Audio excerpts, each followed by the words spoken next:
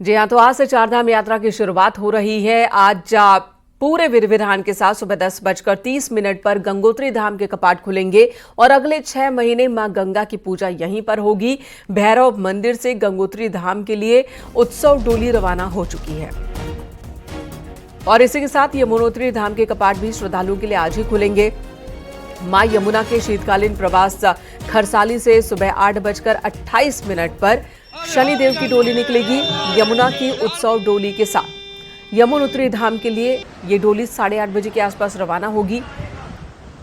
फिर धाम पहुंचने के बाद 11:55 पर धाम के कपाट खुलेंगे श्रद्धालुओं के लिए, यानी कि 10:30 बजे गंगोत्री धाम के कपाट खुलेंगे सबसे पहले और 11:55 पर यानी कि लगभग 12 बजे यमुनोत्री धाम के कपाट खुलेंगे। सीएम पुष्कर सिंह धामी दोनों ही जगहों पर मौजूद होंगे। कपाट खुलने के दौरान जो पहली पूजा अर्चना होगी वहां पर सीएम पुष्कर सिंह धामी की मौजूदगी भी होगी।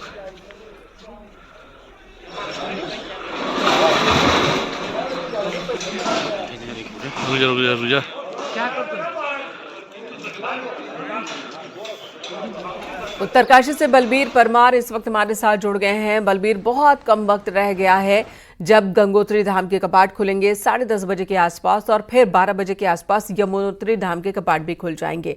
उत्सव डोली गंगोत्री धाम के लिए रवाना हो गई है। सजावट मंदिर की दिख रही है पीछे। आप कहां पर इस वक्त मौजूद हैं? दिखाइए जरा, किस तरह की सजावट, किस तरह की तैयारी की गई है?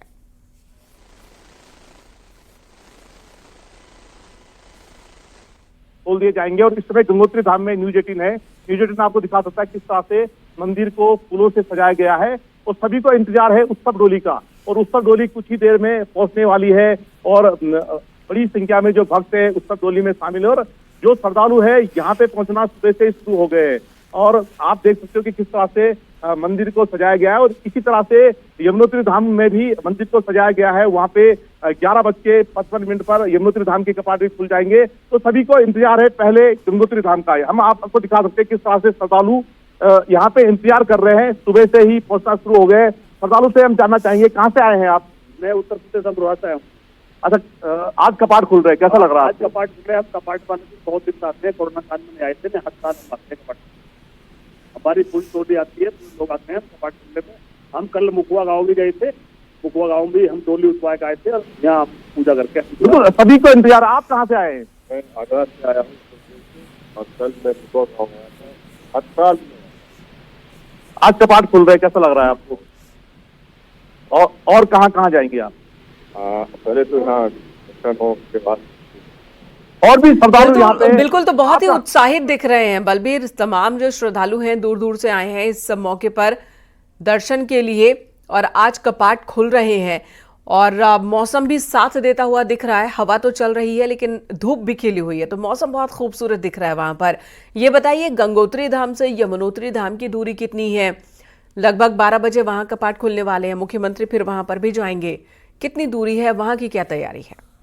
बिल्कुल, गंगोत्री धाम से हम बात करें तो गंगोत्री धाम से यमुनोत्री धाम की जो दूरी है लगभग 200 किलोमीटर की दूरी है। और जो सीएम पुष्कर सिंह धामी है, पहले गंगोत्री धाम का उनका दौरा है और गंगोत्री धाम में किस तरह से तैयारी की गई है हम आपको दिखा सकते हैं एक बार फिर से कि किस तरह से गंगोत्री धाम को फूलों से सजाया गया है। और मौसम की हम बात करें तो मौसम आप देख सकते हैं किस तरह से सुहाना है और इस मौसम में यहाँ जो श्रद्धालु पहुंचता है वो अपने आप ही सुखद एहसास करता है, क्योंकि यहाँ की जो प्रकृति है काफी सौंदर्य से भरी पड़ी है। और दूसरा मैं एक अपडेट और देता हूँ कि जो सीएम पुष्कर सिंह धामी है सिर्फ गंगोत्री धाम में आएंगे और 10:20 का उनका कार्यक्रम है। यहाँ पे कपाट जब खुलेंगे तो उस दौरान वो मौजूद रहेंगे। यमुनोत्री धाम में उनका प्रोग्राम स्थगित कर दिया गया है, तो जो सीएम पुष्कर सिंह धामी है यहीं आएंगे। और श्रद्धालु इसमें आप देख सकते हैं कि श्रद्धालु किस तरह से टकटकी लगाए बैठे हैं, क्योंकि कुछ ही देर में जो माँ गंगा की जो उत्सव डोली है जयकारे के साथ यहाँ पहुंचने वाली है और सब उसी पल का इंतजार कर रहे हैं। काफी अच्छा पल वो होता है और हर कोई माँ गंगा की जो पाषाण मूर्ति है, साल में 2 टाइम ऐसा आता है जब पाषाण मूर्ति के दर्शन होते हैं, एक तो जब कपाट खुलते हैं और एक जब कपाट बंद होते हैं। तो इस समय श्रद्धालु आप देख सकते हैं किस तरह से उत्साह है श्रद्धालुओं में, सब इंतजार कर रहे हैं। मेरे साथ श्रद्धालु, आप कहाँ से आए हैं? गुजरात राजकोट से आए हैं और हम इतना जरूर कहना चाहेंगे कि यहाँ की प्रशासन ने जो व्यवस्था की है, रोड जो हम ऋषिकेश, हम बाई रोड गुजरात से आए हैं, बाई रोड पूरे जगह पे जब जहाँ जहाँ भी हम आए इतनी अच्छी व्यवस्था है रोड, तो प्रशासन को बहुत बहुत धन्यवाद देना चाहेंगे हम कि बहुत ही अच्छा व्यवस्था की है। हम गुजरात से आते हैं तो नेचुरली हम जब कंपेयर करते हैं तो आज हमको बहुत सुखद एहसास हुआ कि बहुत अच्छा काम हुआ है और सबका बहुत बहुत धन्यवाद। बिल्कुल प्रशासन के कार्य से जो यात्री है काफी खुश नजर आ रहे हैं और जिस तरह से इस बार सीएम पुष्कर सिंह धामी भी सक्रिय दिखे और जो जिला प्रशासन है चाहे शासन के अधिकारी लगातार दौरा करते रहे, तो यात्रा जो व्यवस्था है उसको लेके यात्री काफी खुश है और जब यहाँ पे पहुंच रहे तो अपनी खुशी बिल्कुल जाहिर कर रहे हैं। बलबीर, वाकई लोगों की खुशी दिख रही है और इतनी दूर दूर से लोग आए हैं कि पहले दिन वो दर्शन कर सकें और शुरुआत चारधाम यात्रा की आज से हो रही है और पहले दिन ही दर्शन हो जाए, इस उम्मीद के साथ लोग यहाँ पहुंच रहे हैं। धन्यवाद आपका इस वक्त पूरी जानकारी देने के लिए बलबीर। गंगोत्री धाम में मौजूद हमारे सहयोगी आज 10:30 बजे के आसपास कपाट खुल जाएंगे, फिर यमुनोत्री धाम के कपाट खुलेंगे लगभग 12 बजे। सीएम पुष्कर सिंह धामी आज उत्तरकाशी के दौरे पर हैं, जहां पर मुख्यमंत्री पहले गंगोत्री और फिर यमुनोत्री धाम पहुंचेंगे। दोनों ही जगहों पर कपाट खुलते वक्त वहां मौजूद होंगे, पूजा अर्चना में शामिल होंगे। सीएम धामी पहले मां गंगा की पूजा अर्चना करेंगे, फिर गंगोत्री के बाद यमुनोत्री धाम जाएंगे और वहां पर मां यमुना की पूजा अर्चना करेंगे। आपको बता दें, कल से उत्तराखंड में चारधाम यात्रा आज से ही शुरू हो रही है। चारों धामों के कपाट खुलने का वक्त आ गया है और श्रद्धालुओं का जो उत्साह है, जोश है, वो और ज्यादा बढ़ गया है।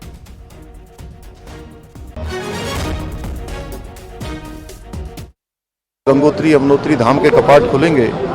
2 मई को बाबा केदार के कपाट खुलेंगे और 4 को भगवान बद्री विशाल के कपाट खुलने के बाद हेमकुंड साहब के खुलेंगे और सभी का हम स्वागत करते हैं। सबकी यात्रा अच्छी हो और सुगम हो। हमारे चारों धाम सभी की मनोकामना पूर्ण करें, सभी का मंगल करें और सभी देशवासियों को जो भी यात्रा में जिन्होंने भी अपना कार्यक्रम प्रस्तावित किया है, हमारा प्रयास रहेगा कि उनकी यात्रा अच्छी। वहीं केदारनाथ धाम के कपाट 2 मई को खुलने वाले हैं। बाबा केदार की पंचमुखी डोली अपने दूसरे पड़ाव फाटा पहुंच गई है और आज उत्सव डोली अपने तीसरे पड़ाव गौरीकुंड के लिए रवाना होगी। 1 मई की शाम डोली केदारनाथ धाम पहुंचेगी और 2 मई की सुबह पूरे विधि विधान के साथ केदारनाथ धाम के कपाट श्रद्धालुओं के लिए खोले जाएंगे।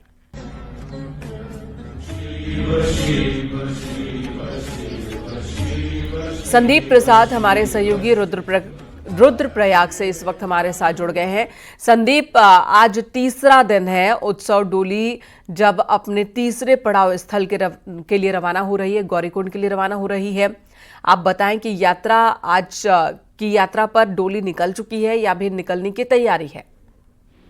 जी बिल्कुल, आपको बता दूं क्योंकि 28 तारीख को भगवान केदारनाथ की डोली अपने शीतकालीन गद्य स्थल ओंकारेश्वर मंदिर से रवाना हुई थी और प्रथम पड़ाव गुप्तकाशी और दूसरा पड़ाव जो कल था वो फाटा था और आज तीसरा पड़ाव जो होगा वो गौरीकुंड, जो गौरी माई का मंदिर है, काफी धार्मिक मान्यता उसकी और ये माना जाता है कि गौरी माई मंदिर में जब कोई भी केदारनाथ भगवान के दर्शन के लिए जाता है तो गौरी माई मंदिर में वहां पर सप्तकुंड है, स्नान करके और गौरी माँ के दर्शन के बाद ही आपको केदारनाथ यात्रा करनी चाहिए। इसमें जो पवित्र स्थान है वहां पर आज बाबा केदार की डोली रुकेगी और उसके बाद कल सुबह प्रातःकालीन डोली वहां से रवाना होगी बाबा केदार के धाम के लिए और शाम को कल 1 तारीख को बाबा केदार की डोली रात्रि शाम केदारनाथ में करेगी और उसके बाद दूसरे दिन यानी 2 मई को बाबा केदार के कपाट शुभ लग्न में 7:30 पर सभी श्रद्धालुओं को दर्शनार्थ खुल जाएंगे और कहीं ना कहीं इस बार जो यात्रा को लेकर जो उत्साह है श्रद्धालुओं में वो देखने को मिल रहा है, क्योंकि अभी भी जिस तरीके से हम देख रहे हैं कि डोली यात्रा के साथ इस बार हजारों की संख्या में श्रद्धालुओं की भीड़ उमड़ रही है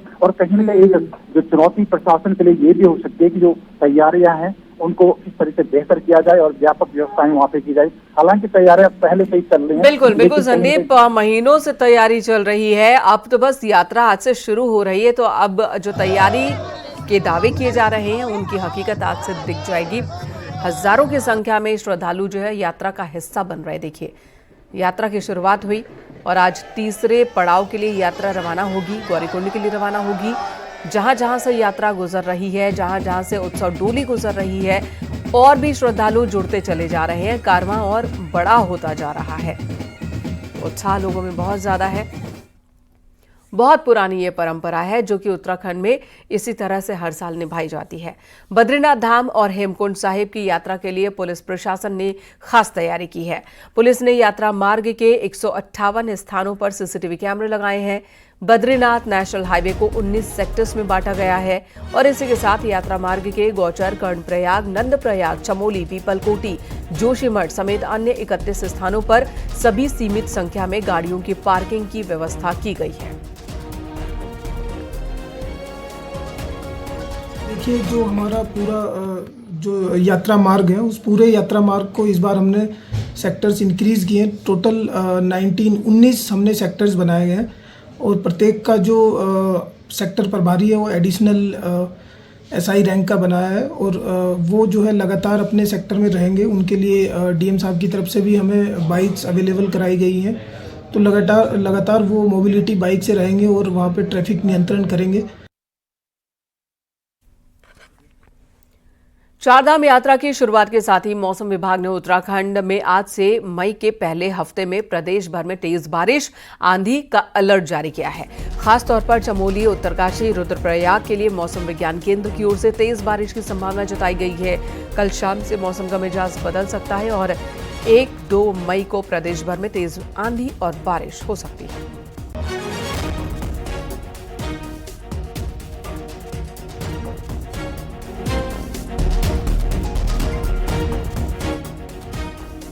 तारीख से लग रहा है कि जो है रेन थंडरस्टॉर्म एक्टिविटी जो है वो प्रदेश में देखने को मिलेगी और वो आगे 5-6 दिन तक भी दिख रही है। तो आप ये कह सकते हैं जो पहला सप्ताह है मई का, 1 तारीख से लेके 6 या 7 तारीख तक भी जो है तो स्कैटर्ड रेन थंडरस्टॉर्म एक्टिविटी वो मिलने वाली है। 4 और 5 तारीख में हो सकता है ये एक्टिविटी जो है अनेक जगहों तक भी मिल जाएगी। तो हल्की से मध्यम जो है बारिश है या फिर थंडरस्टॉर्म एक्टिविटी, उसके साथ तेज हवाएं, कहीं पर तेज शावर या फिर लाइटनिंग की भी एका दुका घटना है, वो उस तरह की चीजें उसके साथ एसोसिएटेड रहती है।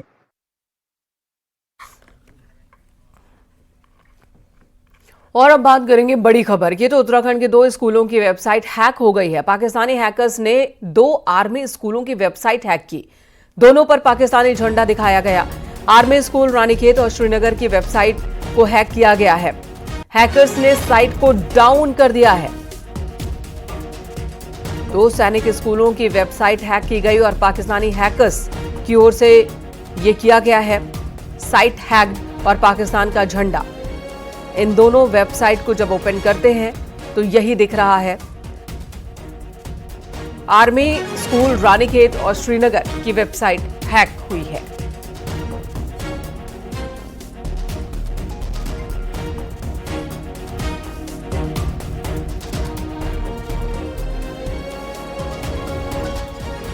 खबर देहरादून से। एफडीए की टीम ने मिलावटी पनीर के कारोबार पर बड़ी कार्रवाई की है। टीम ने रायपुर इलाके में मिलावटी पनीर को जब्त किया, जिसे सहारनपुर से देहरादून लाया गया था।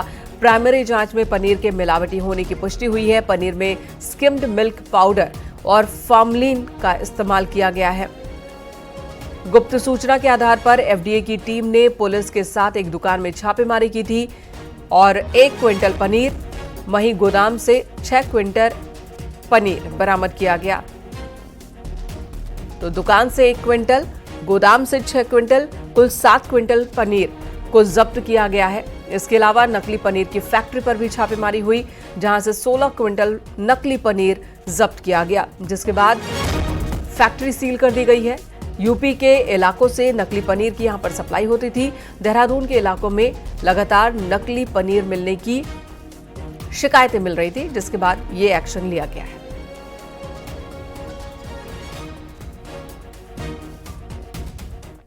इधर सीएम पुष्कर सिंह धामी ने सोमवार को दिल्ली केंद्रीय नागरिक उड्डयन मंत्री राम मोहन नायडू से मुलाकात की और इस दौरान मुख्यमंत्री ने चिन्यालीसौड़ हेलीपैड को एयरपोर्ट की तर्ज पर विकसित किए जाने, जॉलीग्रांट एयरपोर्ट से अंतर्राष्ट्रीय सेवाओं का विस्तार करने समेत देहरादून से नागपुर के लिए हवाई सेवा शुरू करने पर चर्चा की, जिसे लेकर नागरिक उड्डयन मंत्री ने भरोसा दिया है।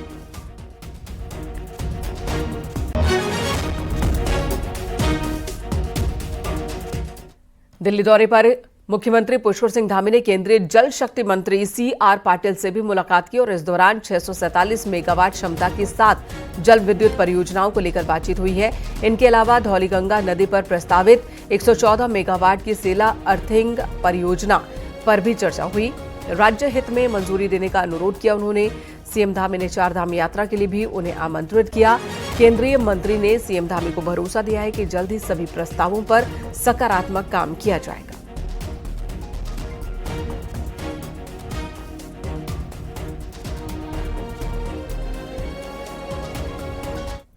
पहलगाम आतंकी हमले के बाद उत्तराखंड सरकार अलर्ट है। मुख्यमंत्री पुष्कर सिंह धामी ने सभी डीएम को साफ सख्ती के साथ वेरिफिकेशन किए जाने को लेकर निर्देश दिए और फर्जी आईडी कार्ड वालों पर कड़ा एक्शन लिया जाए, ये भी कहा।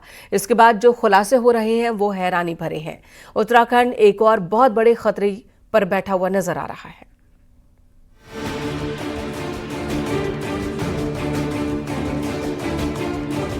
यह है डीएम देहरादून को भेजा गया सहसपुर निवासी असलम खान का शिकायती पत्र।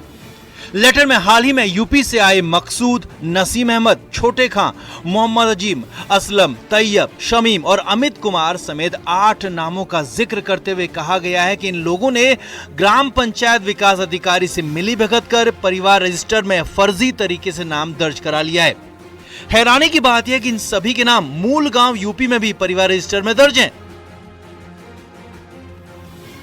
ये तो सिर्फ एक उदाहरण है। उत्तराखंड के पचवादून से लेकर हरिद्वार, यूएस नगर, देहरादून, हल्द्वानी जैसे क्षेत्रों में बड़े पैमाने पर अवैध घुसपैठ लगातार हो रही है और दावा किया जा रहा है कि कई रोहिंग्या और बांग्लादेशी मुसलमान यहाँ के वोटर भी बन चुके हैं। उत्तराखंड कोई धर्मशाला है क्या? जिसको कोई ठोर ठिकाना नहीं कोई मिल रहा है वो उत्तराखंड में रहना शुरू कर दें, उत्तराखंड में कुछ करने लग जाए और ऊपर से सत्यापन भी नहीं कराएंगे, अपना डॉक्यूमेंट्स भी नहीं बताएंगे। जो 5 साल पहले आए, 10 साल पहले आए, वो भी कह रहा है मैं 50 साल से यहां रह रहा हूं। अरे भाई, रह रहा है तो कुछ तो होगा ना। दुनिया को भी मालूम है यदि 20, 30, 40, 50 साल से कोई यहां रह रहा है, 50 साल से, 60 साल से, तो निश्चित रूप से उसके जमीन जायदाद के कुछ तो डॉक्यूमेंट्स होंगे। ये घुसपैठ कितने बड़े लेवल पर डेमोग्राफी को प्रभावित कर रही है, इसका सबसे बड़ा उदाहरण है सहसपुर क्षेत्र। एक सर्वे के मुताबिक राज्य बनने के बाद सहसपुर के 28 गांवों का सामाजिक ढांचा सिरे से बदल चुका है। ढकरानी, ढालीपुर, कुंजाग्रांट, बैरागीवाला, जीवनगढ़, नवाबगढ़ जैसे गांवों में अब हिंदू अल्पसंख्यक हो चुका है और ये बसावट अक्सर सरकारी जमीनों या नदियों के किनारे झुग्गियों से शुरू होती है और फिर फर्जी दस्तावेज बनाकर घुसपैठिए खुद को उत्तराखंड का नागरिक घोषित करवा लेते हैं। और यही नहीं, सुनिए कुछ ऐसे ही लोगों को जो दावा कर रहे हैं कि वो 100 साल से यहाँ रह रहे हैं। 100 साल से भी ऊपर हो गए यहाँ पे रहते रहते। हमारे बाप दादे सब यहाँ से रहते हैं। पुलिस आती है, हमें बोलते हैं कि सरकारी जगह में आप पड़े हो, यहाँ से उठना पड़ेगा। हम कहाँ जाएंगे अगर उठ जाएंगे तो? यहाँ पे सब गरीब लोग हैं, हमारी बस्ती है, कब से रह रहे हैं हम यहाँ पे, और उठ गए तो यहाँ से कहाँ जाएंगे। कब से रह रहे हैं आप लोग यहाँ? कम से कम 110 साल हो गए। क्या काम करते हैं? कबाड़ी का फेरी कर लेते हैं, कबाड़ी की। पुलिस यहाँ पर वेरिफिकेशन में आती रहती है तो क्या कहते हैं? पूछताछ करती है, कहाँ से आए हो, कहाँ रहते हो, अपना पीछे का वो बताओ। जब पीछे का क्या बताएं, 100 साल से यहीं रह रहे तो क्या बताएं। कहाँ उत्तराखंड में कमोबेश हर शहर में स्लम एरिया विकसित हो चुके हैं। इनमें रहने वालों का बैकग्राउंड कब आए, कहां से आए, इसकी जानकारी किसी के पास नहीं है। इन लोगों ने आधार कार्ड से लेकर कई जरूरी डॉक्यूमेंट्स भी हासिल कर रहे हैं और यही मुख्यमंत्री पुष्कर सिंह धामी की सबसे बड़ी चिंता है। इसीलिए मुख्यमंत्री को बड़े लेवल पर वेरिफिकेशन ड्राइव चलाने के कड़े निर्देश जारी करने पड़े हैं, जिसका अब असर भी दिखेगा। विकासनगर से कुलदीप के साथ देहरादून से सुनील नवप्रभात की रिपोर्ट। हल्द्वानी में मंगलवार को बनभूलपुरा इलाके में प्रशासन की जेसीबी गरजी। यहां के लाइन नंबर 12 में एक शख्स ने सरकारी रोड पर कब्जा कर गाय भैंसों को बांधने वाला तबेला बना दिया। प्रशासन ने जेसीबी के जरिए तोड़ा है। गली को आने जाने के लिए साफ किया गया। इतना ही नहीं, राजपुरा इलाके में भी नगर निगम की टीम ने नजूल की जमीन पर कब्जे को हटाया।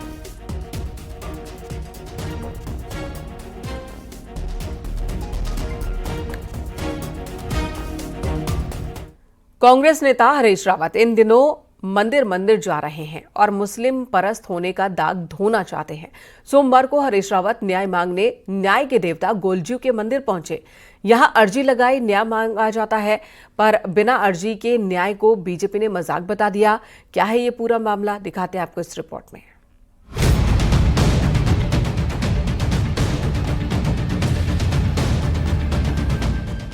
उत्तरकाशी के मुखबा में मां गंगा के मंदिर से पूर्व मुख्यमंत्री हरीश रावत ने बीजेपी का झूठ बताना शुरू किया।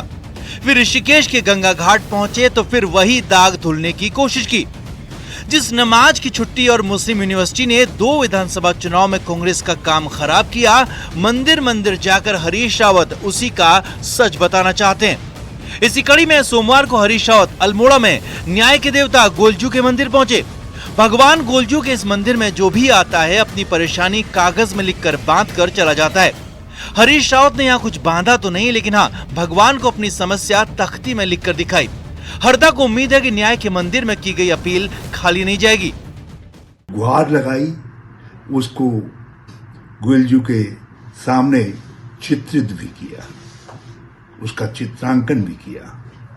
और मैं फिर से भाजपा वालों से कहना चाहता हूं, या तो अपनी गलती स्वीकारो और नहीं तो सभी मंदिरों में यहां से लेकर के पौड़ी तक, उत्तरकाशी टिहरी तक हम ये गुहार लेकर के पहुंचेंगे, क्योंकि आपने एक सरासर झूठ बोला। कांग्रेस नेता हरीश रावत ने न्याय के देवता से प्रार्थना की, पर इसी में बीजेपी ने एक मजेदार बात भी खोज ली। कैबिनेट मंत्री गणेश जोशी के मुताबिक जो सच बोलते हैं उन्हीं के साथ न्याय के देवता गोलजू इंसाफ भी करते हैं। झूठ बोलने वाले वहां अर्जी लगाने तक की हिम्मत नहीं कर पाते। और वह जो अर्जी लगाता है, निश्चित की अर्जी पूरी होती है। अगर वास्तव में आप सच्चे थे तो आप वहां पर अर्जी लगाते। आप तो मात्र खबरों में बनने के लिए तख्तियां लेकर वहां पर खड़े हो गए। पूर्व में आप मुखवा गए, वहां भी आप जाके खड़े हो गए। तो गोलजू देवता इसको देख रहे हैं और आने समय में इसका भी न्याय करेंगे। पहले भी न्याय किया है और आगे भी न्याय करेंगे। और नमाज की छुट्टी, मुस्लिम यूनिवर्सिटी, मुस्लिम परस्त होना, ये आरोप कांग्रेस नेता हरीश रावत पर है। लेकिन ये बदले वक्त की सियासत है कि कांग्रेस नेता इन मुद्दों से पीछा छुड़ाने मंदिर मंदिर माथा टेक रहे हैं। देहरादून से न्यूज 18 के लिए दीपांकर भट्ट की रिपोर्ट।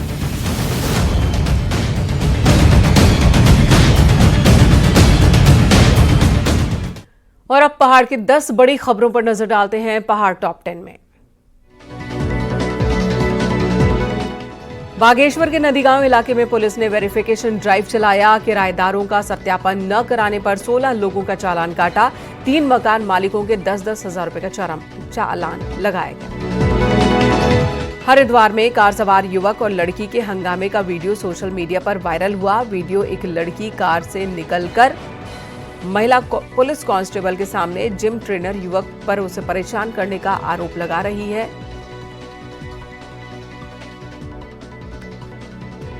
रुद्रप्रयाग में डीएम ने और एसपी ने केदारनाथ यात्रा को लेकर बैठक की। इस दौरान यात्रा से जुड़े सभी विभागों को जरूरी निर्देश दिए गए। जल्द सभी तैयारी पूरा करने को कहा गया।